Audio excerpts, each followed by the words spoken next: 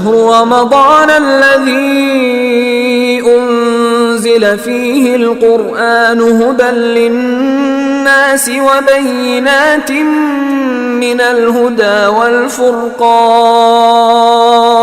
اعوذ باللہ السمیع العلیم من الشیطان الرجیم من حمزہ ونفخہ ونفثہ بسم اللہ الرحمن الرحیم للہ الحمد رب السماوات ورب الارض رب العالمین وَلَهُ الْكِبْرِيَاءُ فِي السَّمَاوَاتِ وَالْأَرْضِ وَهُوَ الْعَزِيزُ الْحَكِيمُ رَبِّ اشْرَحْ لِي صَدْرِي وَيَسِّرْ لِي أَمْرِي وَاحْلُلْ عُقْدَةً مِّن لِّسَانِي يَفْقَهُوا قَوْلِي يَا مُعَلِّمَ إِبْرَاهِيمَ عَلِّمْنَا يَا مُفَهِّمَ سُلَيْمَانَ فَهِّمْنَا رَبَّنَا زِدْنَا عِلْمًا رَبَّنَا زِدْنَا عِلْمًا رَبَّنَا زِدْنَا عِلْمًا معزز سامعات اور راہ حق کے بہترین ساتھیوں، السلام علیکم ورحمۃ اللہ وبرکاتہ۔ آج بروز 30 رجب 1443 ہجری اور 3 مارچ 2022 کے اس محفل میں ہم اکٹھا ہوئے ہیں، سن رہے آنے والے رمضان کے استقبال کے لیے۔ تو آنے والے رمضان کے استقبال کی تیاری کیسے کریں، اس ریلیٹڈ ہم انشاءاللہ آج سمجھنے کی کوشش کریں گے۔ اللہ رب العزت ہمارے اس محفل کو قبول فرمائے اور ہمارا سننا ہمارے لیے فائدہ مند ہو انشاءاللہ۔ الحمدللہ ثم الحمدللہ، ہم اس زمانے میں پیدا ہوئے ہیں، اس زمانے میں زندہ ہیں، اس زمانے میں سوشل میڈیا ہے، ٹھیک ہے، یعنی اس کو میں نے بڑی نعمت قرار دیا ہے، بڑی نعمت ہے جس سے ہم گھر بیٹھے علم کے خزانے اکٹھا کر سکتے ہیں، گھر بیٹھے ہم دنیا کا مشاہدہ کر سکتے ہیں، گھر بیٹھے ہم اللہ کی جو قدرت کے کرشمے ہیں، اللہ تعالیٰ ہمیں قدرت سے جو سمجھانا چاہتا ہے وہ سب ہم گھر بیٹھے سیکھ سکتے ہیں، سمجھ سکتے ہیں اور جان سکتے ہیں۔ اس حساب سے بڑی نعمتوں والا دور چل رہا ہے انسانیت کے لیے۔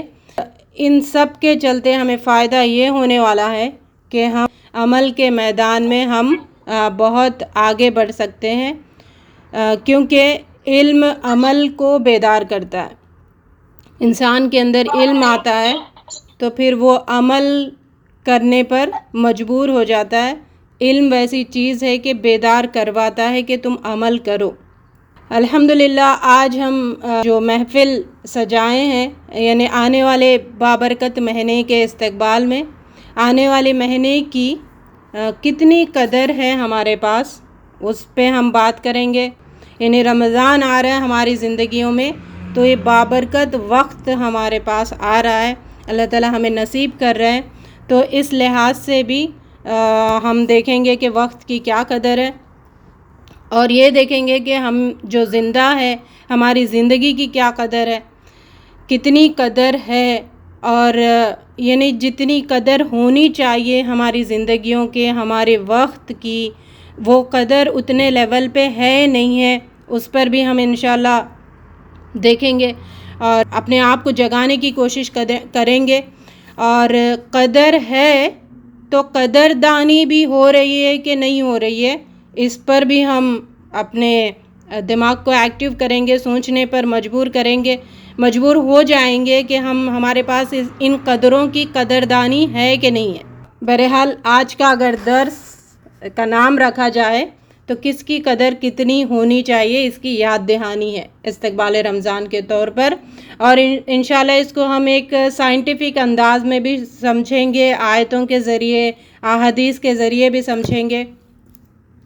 اللہ رب العزت نے قرآن میں ارشاد فرمایا ہے، بسم اللہ الرحمن الرحیم، اِنَّا أَنزَلْنَاهُ فِي لَيْلَةِ الْقَدْرِ، بے شک ہم نے اس کو نازل کیا قدر والی رات میں، یعنی قرآن قدر والی رات میں نازل ہوا ہے۔ قرآن کو اللہ رب العزت قدر والی رات میں نازل کر کے یہ بتانا چاہ رہے کہ اس میں قدر کس کی کتنی ہونی چاہیے، امپورٹنس کس کی کتنی ہونی چاہیے، وہ یہ کتاب بتاتی ہے۔ تمہیں کس کی قدر کتنی کرنی چاہیے، وہ ہمیں اس بات کو یہ قرآن ہمیں بتاتی ہے۔ تو اور اللہ رب العزت نے نازل بھی کیا قدر والی رات میں، اور اس کی بھی بڑی امپورٹنس ہے، اس وقت کی، اس رات کی بڑی امپورٹنس ہے۔ اور ہمیں یہ دیکھنا ہے کہ اللہ کی قدر ہمارے پاس کتنی ہے، ہماری اس زندگی کی قدر ہمارے پاس کتنی ہے، ہمیں جو وقت ملا ہے اس کی ہمارے پاس کتنی قدر ہے، ہمیں جو اللہ تعالیٰ نے ٹیلنٹس دیے ہیں، صلاحیتیں دی ہیں، اس کی کتنی قدر ہے، رشتے جو ہمارے اطراف ہیں ان کی کتنی قدر ہے. بہرحال قدر پہ بات کریں گے. ٹھیک ہے، تو ہم سب کو پتہ ہے کہ ہم ایک جہاں سے دوسرے جہاں کو منتقل ہوتے رہتے ہیں، ہے نا. یعنی ایک جہاں سے دوسری جگہ منتقل ہوتے ہوتے ہمارا آخری ٹھکانہ کیا ہوگا؟ جنت یا جہنم کے شکل میں ہمارا ڈیسٹینیشن طے پائے گا. اللہ رب العزت ہم سب کو جنت والے بنائے. یعنی ہم روح تھے، بات یہ بتانا چاہ رہی کہ ہم روح تھے، پھر اللہ رب العزت نے ہماری روح کو اس دنیا میں منتقل کیا عالم ارواح سے. ٹھیک ہے، یعنی اس کو تھوڑا اگر سائنٹیفیکلی سمجھے کہ ہم دنیا میں آئے مینس یہ دنیا ایک گریویٹیشنل فورس سے کور کی گئی ہے. یس، تو ہم دنیا میں گریوٹی کو کانٹیکٹ کر لیے. جب گریوٹی میں آ گئی ہمارا جسم، فزیکل سٹرکچر، تو ہمارا ویٹ ہونے لگا. ٹھیک ہے، اگر ہم گریویٹیشنل فورس میں نہیں آتے تو ہمارا کوئی ویٹ نہیں ہے. اس کو ہم اچھے سے سمجھ سکتے کہ جو اسپیس میں ایسٹروناٹ جو ہوتے ہیں وہ اڑتے رہتے ہیں، تو وہاں پر گریوٹی نہیں ہے، تو اس وجہ سے ان کی باڈی کا کوئی ویٹ نہیں ہے، ان کے فزیکل سٹرکچر کا کوئی ویٹ نہیں ہے. اس وجہ سے وہ جیسے سن کے جو پارٹیکلز ہوتے ہیں اس طرح اڑنے لگتے ہیں. لیکن ہم دنیا میں آئے تو ہم اس گریوٹی سے کانٹیکٹ ہوئے تو ہمارا ویٹ ہوا. سمجھ آ رہی نا؟ تو آج کا درس جو اسٹوڈنٹس ہے اور جن کو سائنس، فزکس، ان چیزوں کا پتہ ہے، ہسٹری کا پتہ ہے، وہ بہت اچھے سے سمجھ سکتے ہیں. کوشش کروں گی کہ سب کو سمجھ آئے انشاءاللہ بات. تو بات یہاں پر یہ بتانا چاہ رہی کہ ہم جب روح کی شکل میں تھے اس کا کوئی ویٹیج نہیں تھا. ٹھیک ہے، اللہ رب العزت نے اس کے روح کے بارے میں قرآن میں کیا بتایا؟ صحابہ کرام نے پوچھا وَيَسْأَلُونَكَ عَنِ الرُّوحِ، روح کیا ہے؟ تو اللہ رب العزت نے فرمایا قُلِ الرُّوحُ مِنْ أَمْرِ رَبِّي وَمَا أُوتِيتُم مِّنْ عِلْمٍ إِلَّا قَلِيلٌ. تمہیں اس کا پتہ نہیں ہے کیسا ہے، اس کے ویٹ کیسی، اس کا ویٹ کیسا، اس کا سٹرکچر کیسا ہے، وہ کیسا دکھتا ہے، اس کے بارے میں تمہیں کچھ نہیں پتہ. تمہیں بس تھوڑا علم ہے. وہ علم کیا ہے؟ وہ جسم میں رہتی ہے اور جب موت آتی ہے تو وہ جسم سے نکل جاتی ہے. بس اتنا، الا قلیل علم کے سوا ہمارے پاس اس کا کوئی نالج نہیں ہے، اللہ تعالیٰ نے نہیں دیا.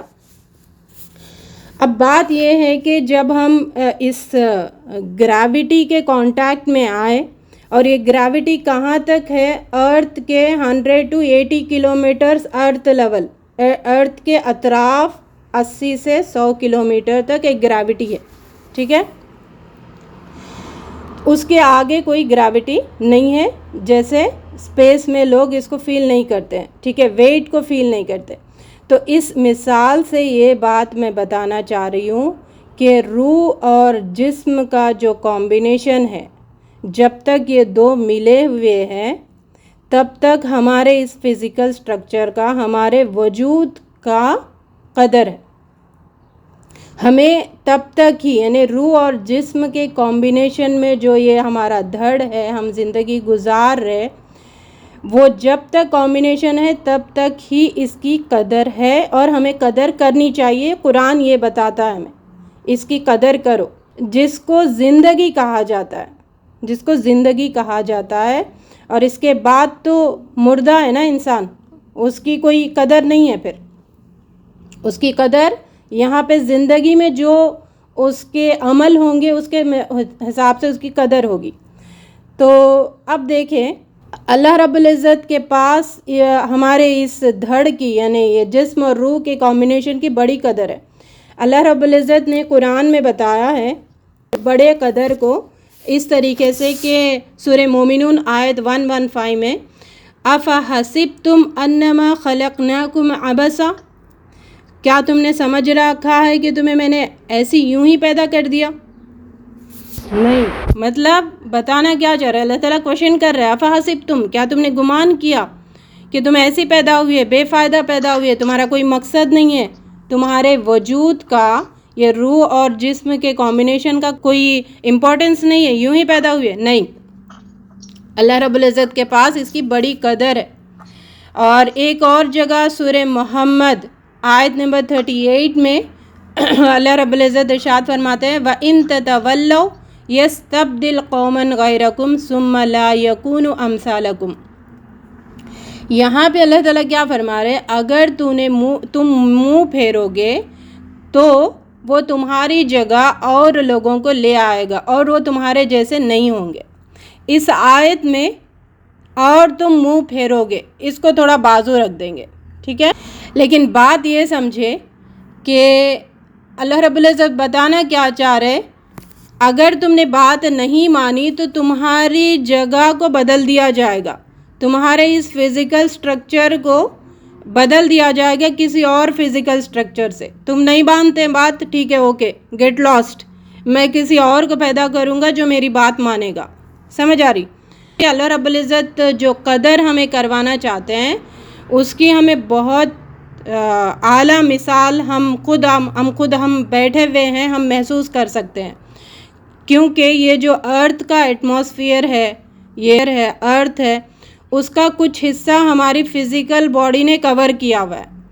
آسانی سے سمجھنے کے لیے ایک بات ہے کہ جب ہم گھر میں کوئی سامان کو لے کے آتے ہیں تو وہ سامان کیا کرتا ہے، گھر کے کچھ سپیس کو کور کرتا ہے، گھر کا کچھ حصہ لے لیتا ہے۔ اس طرح ہماری جو فزیکل باڈی ہے وہ اس کائنات کے، اس ورلڈ کا کچھ حصہ لیا ہوا ہے۔ سمجھ آ رہی بات؟ یعنی ہم ہیں، مطلب جہاں ہماری باڈی ہے اتنے جگہ تک کوئی دوسری نہیں نا، ہوا پھر نہیں سکتی، ہماری باڈی کو کراس کر کے پھر نہیں سکتی، کوئی چیز ہمارے اندر سے گھس کے نہیں جا سکتا۔ مطلب کائنات کی ہر چیز ہماری اس فزیکل باڈی کو سپورٹ کر رہی۔ ایگزامپلز دوں گی میں، آپ لوگوں کو آگے اچھے سے سمجھ آئے گا۔ یعنی آکسیجن ہے، فوڈ ہے، اور بہت ساری ویزیبل چیزیں ہیں اور بہت ساری انویزیبل چیزیں ہیں۔ جیسے انویزیبل میں اللہ کی رحمت آ گئی، مغفرت آ گئی، اور بہت سارے جو گیسز ہے اور فوڈ کے طور پر دکھنے والی چیزیں، ویزیبل چیزیں، آکسیجن انویزیبل ہے، یہ ساری چیزیں ہمیں فائدہ دے رہی نا۔ یعنی یہ ساری چیزیں کیا بتا رہی، بھائی ایک انسان ہے، ایک دھڑ ہے، ایک زندہ ہے، اس کو فائدہ پہنچاؤ۔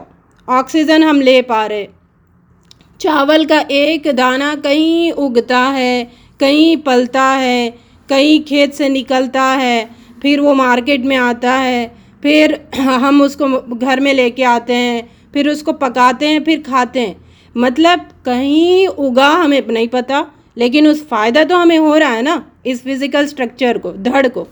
اسی طرح پانی دیکھیں، جو بارش کے طور پر نازل ہوتا ہے، کہاں پر کون سا خطرہ پڑا ہے ہمیں نہیں پتہ، وہاں سے وہ ٹریول کر کے سمندروں کے ذریعے، نہروں کے ذریعے، پھر بوٹلز میں بھر کے، پھر ہمارے گھر میں آ کے، پھر ہم گلاس میں بھر کے اس کو پی رہے۔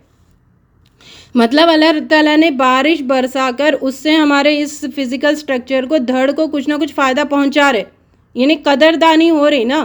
اچھا، ہمارے اندر بھی دیکھیں، آرگنز جو ہے، ہم جو بھی کھاتے نا، ہم جو بھی کھاتے اس میں ہمارے لیے بیڈ کیا ہے، ہمارے لیے گڈ کیا ہے ہمیں نہیں پتہ، لیکن ہم کھا لے رہے۔ ہمارے آرگنز اتنا ہماری قدر کر رہے ہمارے فزیکل سٹرکچر کی کہ وہ جو فضلہ ہے اس کو ٹوائلٹ کی طرح نکال دیتے ہیں ٹوائلٹ کے ذریعے، اور جو اچھی چیزیں ہیں اس کو خون بناتا ہے نا۔ یعنی بات یہ بتانا چاہ رہی کہ ہماری قدر ہے، ہماری اس دھڑ کی قدر ہے، ہمارے اس روح اور جسم کے کمبینیشن کا قدر ہے، کائنات کو بھی قدر ہے، اللہ تعالیٰ قدر کروا رہے، فلاں ہیں، ٹھیک ہے۔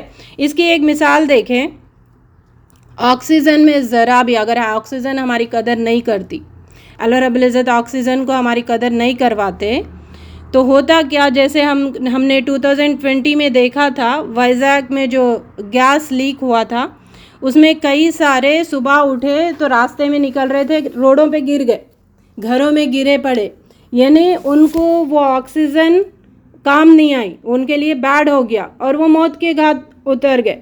مطلب دوسری جگہ ہم ہیں لیکن ہیلدی آکسیجن ہم لے پا رہے تھے تو ہم زندہ تھے۔ تو بات یہ سمجھ آ رہی بات یہ ہے کہ مطلب ہمارے دھڑ کی اہمیت ہے، قدر ہے، اللہ کو بڑی قدر ہے. اللہ نے جو کائنات بنائی ہے، جو ایٹماسفیئر بنایا، اس میں بھی ہماری بڑی قدر. ٹھیک ہے.